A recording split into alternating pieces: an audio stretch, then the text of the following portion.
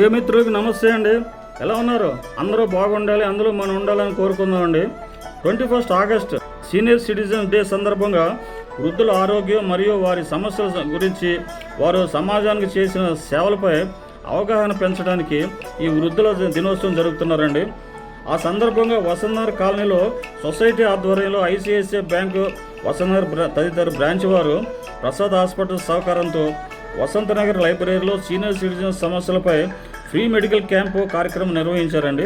ప్రత్యేకంగా senior citizens day సందర్భంగా వారు చేసిన ఈ ప్రయత్నం అభినందనీయం, హర్షణీయం.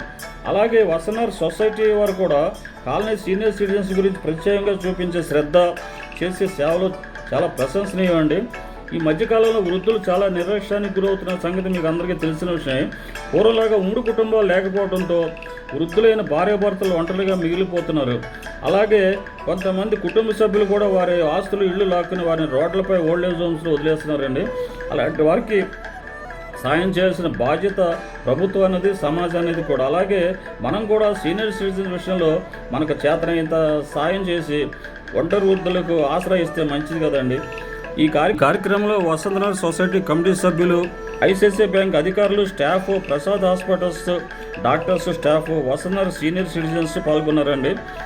ఈ కార్యక్రమం మీకు నచ్చితే లైక్ చేసి, షేర్ చేసి, దయచేసి నా రాణా సర్వీస్ బ్లాగ్స్ సబ్స్క్రైబ్ చేయండి. ప్రజలకు ఉపయోగపడే మరో మంచి వీడియోతో మళ్ళీ మిమ్మల్ని కలుస్తాను. అంతవరకు సెలవు. నమస్తే అండి.